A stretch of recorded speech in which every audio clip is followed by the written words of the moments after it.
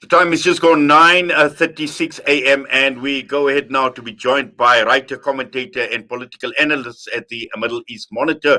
We're joined by Nasim Ahmed, and this comes against the background of the European rights body asking Austria to withdraw the controversial Islam map. Nasim, assalamu alaikum wa rahmatullahi wa barakatuh. Walaikum salam, Inayet.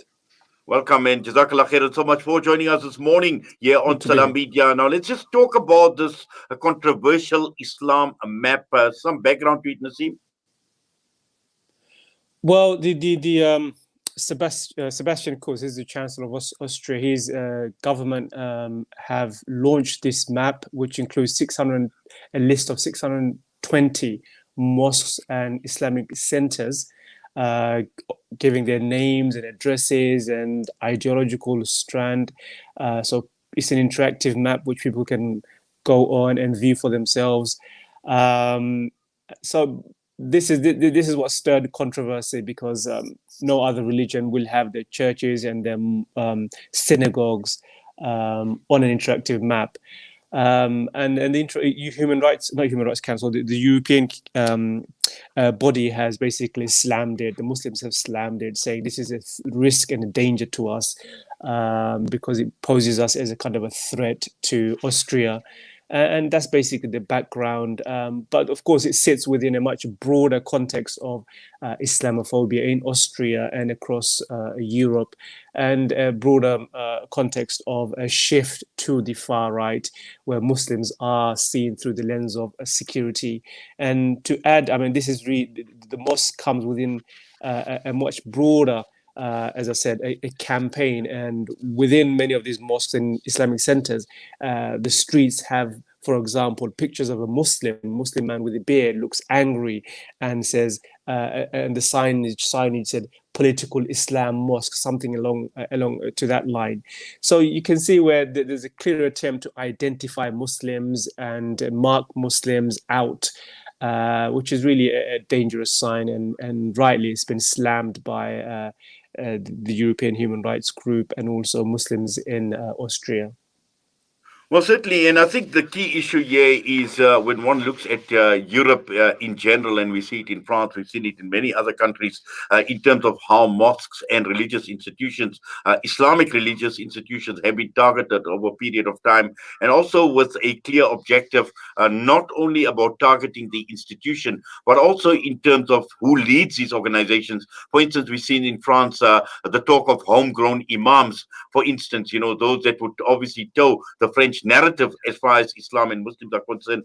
And this is, herein lies the danger, because obviously this is discrimination. But at the end of the day, I think the key issue, the fundamental issue here is a risk and a huge threat to the security of Muslims.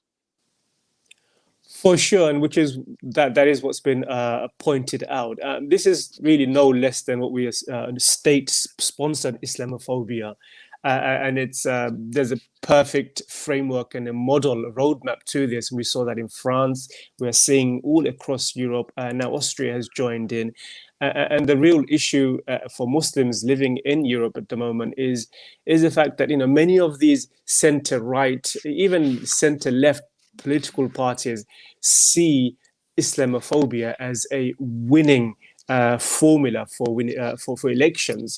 They're actually trying to capture votes, and in general, by and large, throughout Europe, Muslims are seen, as I said, through the lens of security. And for 20 years, really, since 9/11, over 2 decades, there's been a cottage industry which has fueled Islamophobia in many of these European countries, and far-right political parties have won elections across Europe. One of the countries which they may take over, very likely, is France, far-right political parties. But also centre-right are realizing they are really in competition with the far-right political parties. So what they're doing is they are introducing very hostile anti-Muslim policies. And this is one such policy. We saw that in France, where many Muslim mosques, mosques were closed down. Organizations fighting Islamophobia were shut down in the name of basically trying to create a European Muslim, in the name of trying to integrate Muslims. And Austria is doing the same thing. Austria, just a couple of years back, had a far-right coalition So the center-right party led by Sebastian Kurz is really playing to the gallery, is really playing to the far right section and trying to win votes. And this is a trend we are seeing across Europe, which is quite scary and dangerous. Nasib, just your thoughts on the defense by the Austrian government, and the minister Suzanne Raab defended this publication, saying that the objective was to fight the political ideologies and not religion. Now, obviously, this is an excuse, and as you mentioned, state-sponsored Islamophobia. Just your thoughts on the this lame defense of this publication of this map. Well, this is a boilerplate normal response by all governments who are promoting state-sponsored Islamophobia. They will never say outright that our enemy is Islam and Muslim. They'll say, "Are we fighting political Islam?" But then when you look at, for example, in France, when you look at the kind of people they are targeting, they're not just targeting terrorists or would-be terrorists. They are targeting mainstream Muslims who are fighting Islamophobia, mainstream Muslim organizations who simply happen to be conservative Muslims, closing down mosques that are just conservative Muslims. So Europe is kind of stuck, Are they is the target terrorists or conservative Islam? And it seems to me, most of the people they're targeting are just people who are conservative Muslims, which is a real danger and a threat to Muslim way of life.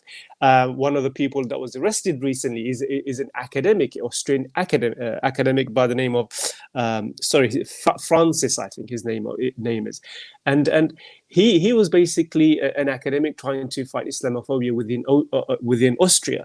He was arrested and jailed for a number of days. So the idea that simply fighting far right or extreme Muslim, it's just not the case. If that was really the case, then why put these placards and signboards with a bearded Muslim person and say political Islam? That's not really the way. No other country so far has gone as far as that. This is quite extreme. It's more extreme than France, in my view, having in front of mosques an angry Muslim person signage saying political Islam. This is really a vilification of an entire community. So the idea or the statement made by the Austrian government is simply a version of Islam or political Islam that we're targeting. It's just not the case. And it's just all the signs are that they're targeting a community, that they're looking at an entire community through the lens of security and problematizing Muslims as a whole and the religion as a whole. And that's really the ultimate problem here. Yes. Now, obviously, we know who we're dealing with, the type of government that we are dealing with, and they've obviously taken this to another level in Austria. Are there any options for recourse? And we are led to believe that there are plans to sue the government.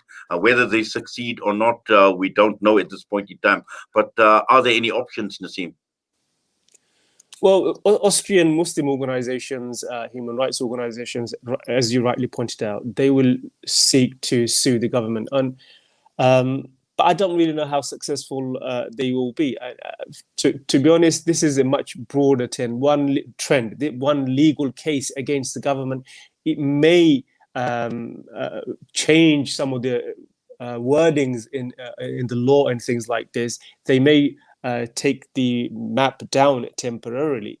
It has happened. The law initially, which named political Islam, that was drafted recently in Austria, has been changed to religious extremism. So there are these shifts do take place, but the general trend, the overall attack, is really targeting Muslim communities. It's not really targeting conservative Jews, conservative Christians. It's really directed at Muslims, and because these countries are secular, they have to at least be seen to be applying a neutral or writing down the laws in a neutral way and not naming communities and religious faith groups. So they will do that, and they may moderate their language slightly when pushed back by the Muslim communities. So that could happen. But the general trend and the direction we're heading is really a Europe that really is at conflict, is at war with its Muslim citizens.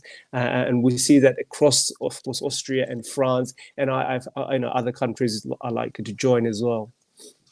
Well, Nasim, Jazakallah, as always, for your time with us here on Salam Media. It's been an absolute pleasure having you with us this morning on News and Views. All the best to you. Assalamu Thank you alaikum. for having me. Wa alaikum salam. Thank you for having me. Nasim Ahmed joining us, writer, commentator, and political analyst at the Middle East Monitor.